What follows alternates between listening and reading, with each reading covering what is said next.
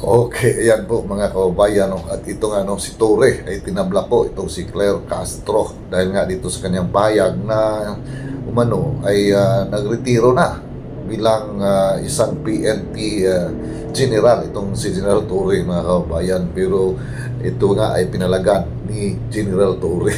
Sila na nga ngayon, no, ang nagbamangayan, mga kababayan, dahil nga sa maling mga pinalabas na balita nitong si Claire Castro. At alam po naman natin na talagang marami pong sablay itong si Claire Castro, mga kababayan. Kaya ayan, at atin munang panuorin ang video na ito kung bakit nga ba ay nasabi po natin na tinabla ni General Torre itong ang si Claire Castro. Ni MMDA General Manager Nicolas Torre ang balitang nagretiro na siya sa PNP. Pero salungat din ito sa posisyon ng Malacanang. Narito ang agenda. Parang anong bang nangyari dito, mga kababayan, no? Parang sila na lang ang nagbabangayan ngayon dyan po, no, sa administrasyon na ito. At alam po naman natin, di ba, mayroon na pong dati na ganito din po, no, katulad po kay Torre na sinabi nag-resign, pero kung sa kanya naman ay hindi raw siya nag-resign po, mga kababayan, ano. So ito na naman po kay General Torre, na ulit na naman po, mga kababayan. The report ni Ivy Reyes. Tila nakabig na naman ang administrasyon sa pinakahuling balasahan sa gabinete ng Pangulo, kung saan resigned as MMDA General Manager si dating PNP Chief Nicolas Torre III. Nang matanong kung opisyal na ba siyang nagretiro sa serbisyo at kung ipapasa niya na ba ang 4-star rank sa ngayoy PNP Chief Melencio Nartates Jr., sinabi ni Torre na hindi siya nagpasa ng optional retirement. Nais din daw kausapin ni Torre ang organisasyon ng PNP dahil wala siyang pinirmahang retirement.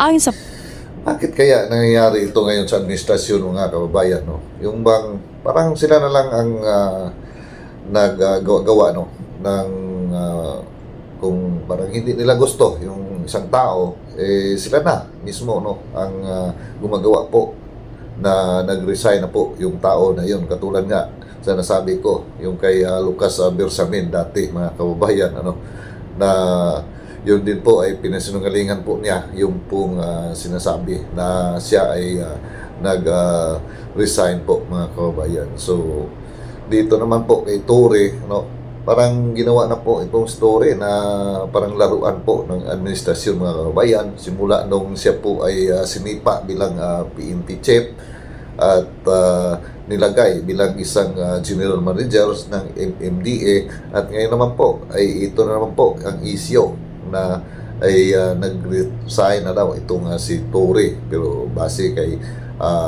sa pahayag ni General Torre, hindi naman po siya nag-file po ng resignation, mga kababayan. Talagang nakakatawa po ang administrasyon na ito.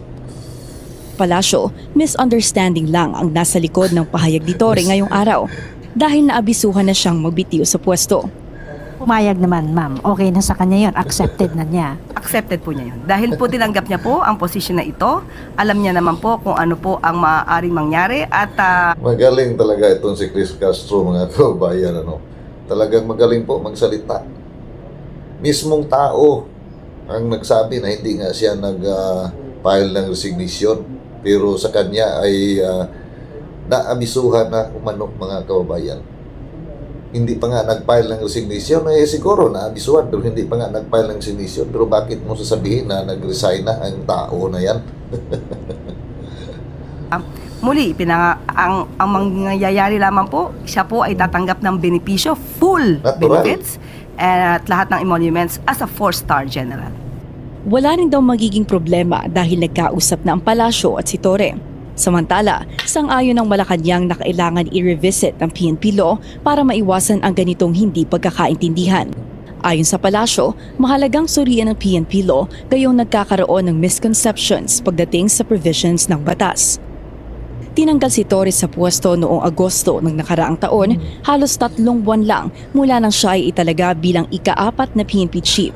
Talagang pinaglaruan lang itong si Torre, mga kababayan, itong administrasyon na ito. The PBBM noong May 2025. Si Torre ang sumunod kay dating Executive Secretary Lucas Bersamin na Ayan. naglabas ng taliwas na pahayag sa administrasyon matapos sabihing nag-file sila ng resignation. Talaga itong administrasyon, mga kababayan, ano? Iwan ko po kung bakit ginawa nila ito sa kanilang mga kaalyado. Siguro baka napansin po nila na hindi na po nila talaga mapakinabangan ng tao, kaya ganito po, no, biglaan po na sabihin na nag-resign po yung pong tao na mismo, yung tao na sinasabi lang nag-resign ay hindi nga alam at wala nga po siyang resignation na ginawa, mga kababayan, ano.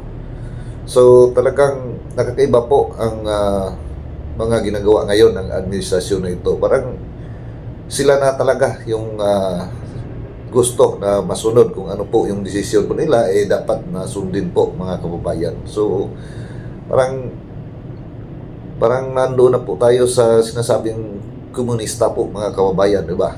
Dahil hindi nga po alam ni Torre, no, na siya po ay nag-resign.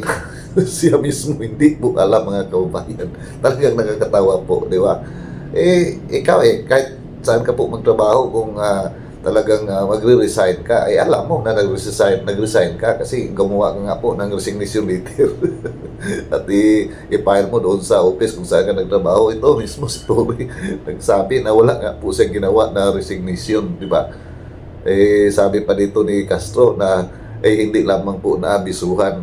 Anong abiso po yan? Baka sabihin na wag nang pumalag, tinanggal ka na bilang isang 4-star general ng PNP.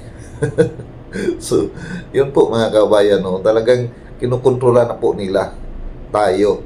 Pati na nga itong nasa kanila nga po na side, di ba, mga kabayan. Tingin ko lang po, no? So, nasabi ko nga, pagka hindi na po nila pakinabangan yung tao, bigla ka na lang pong tatanggalin po, no?